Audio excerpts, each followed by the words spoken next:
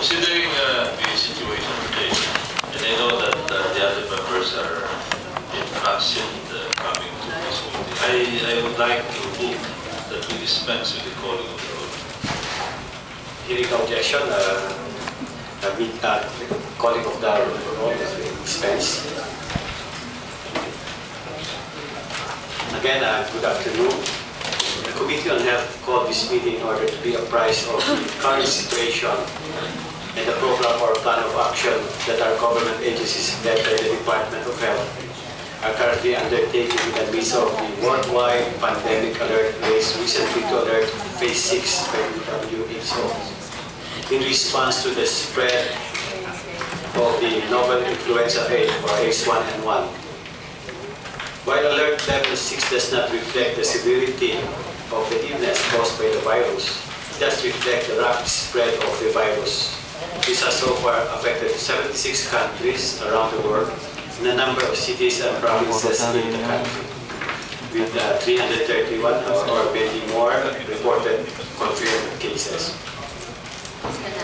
You may recall that the Committee on Health has approved House Bill number 72, the Public Health Emergency Act, authored by Representative Rufino Biason, which seeks to institutionalize an emergency response system in times of global pandemics or terrorist biological attacks.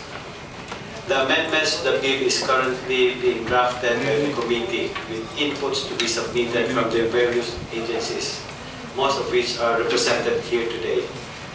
So may I remind you again to submit your inputs on how we can refine the provision of this bill based on our current experience in handling the H1N1 outbreak.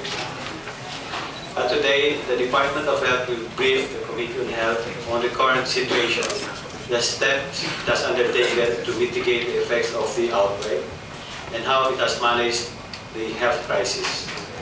We would also like to know the guidelines and the rules of engagement it has adopted. More importantly, we would like to know how we, our agencies, schools, workplaces, and communities can respond to mitigate the impact of this crisis. But before we start with the briefing, the Chair would like to acknowledge the presence of the Honorable Golez. We know it's our break, but he really find time to be with us so that hopefully we can be of help in aid to this station, to these problems that we are facing. And we would like to request our Secretary to please acknowledge our resource person. Before that, Mr. Chairman, may I just manifest that on behalf of the minority, we would like to thank and congratulate the Chair for calling this very important meeting in spite of the fact, as you already stated, that we are on a break. I think this is a very timely and a very important meeting. That's why the minority made sure that we are represented here. Thank you. Thank you. Madam. For this afternoon's meeting, from the Department of Health, we have Dr. Lyndon Lee Sui, Program Manager for Emerging Infectious Diseases.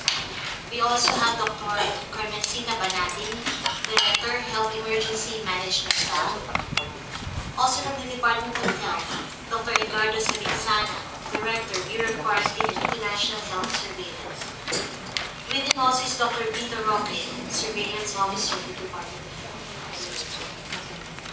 Representing the Department of Interior and Local Government, we have Attorney Noel George Julian, Executive Assistant 4. From the Department of Trade and Industry, we have Ms. Nelly Gili, Head of the Price Monitoring Unit. From the Commission on Higher Education, we have Dr. Felizardo Francisco, Director for Office of Program and Standards. With him also is Dr. Isabel Inlayo, Director for Office of Student Services, and Dr. Catherine Castaneda, Director for the National Laboratory. From the Department of Education, we have Dr. Thelma Navarez, Director, Health and Nutrition Center. With her is Dr. Lloyd Ramos, Senior Health Program Officer for Health and Nutrition Center. From the Philippine Health Insurance Corporation, we have Dr. Shirley Domingo, Vice President for Quality Assurance Group.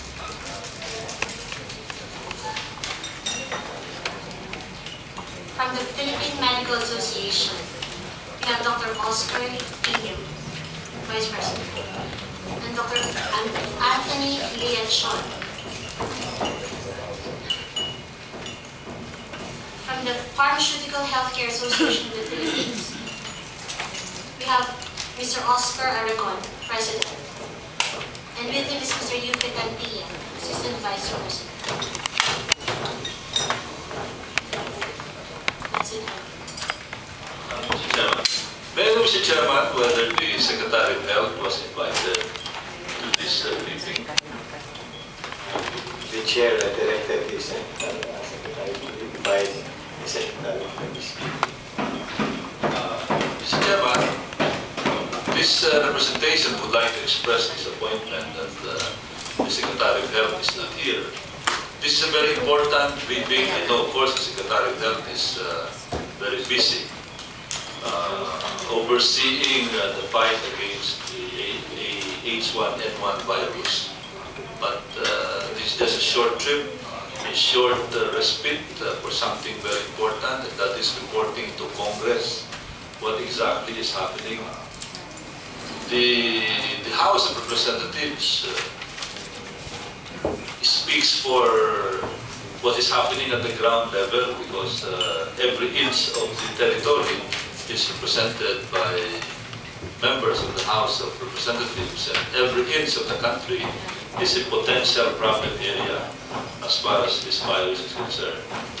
And therefore, I feel that it is mandatory on the part of the Secretary of Health to be the one personally present here. I will be asking questions pertaining to policy. I don't know whether the representatives of the Department of Health can talk about policy, like for example budget, how they're dealing with the local government units, which I feel are also very important in the fight against the virus, probably more so if this thing really spreads at a rate similar to what is happening in the US and in Mexico. So these are the things that I'll be asking. I don't know. May I seek clarification on whether there's anyone from the Department of Health who is authorized to talk about policy? Mr. Chairman. Thank you. Before the representative of the UH answered the question of Roilo Golez, the chair would like to know why is it that the secretary is not present in today's meeting. And then you can proceed in answering the query of the Honorable Golez. The Secretary of Health is currently having an emergency meeting right now. It's ongoing right now, also pertaining the influenza H1N1.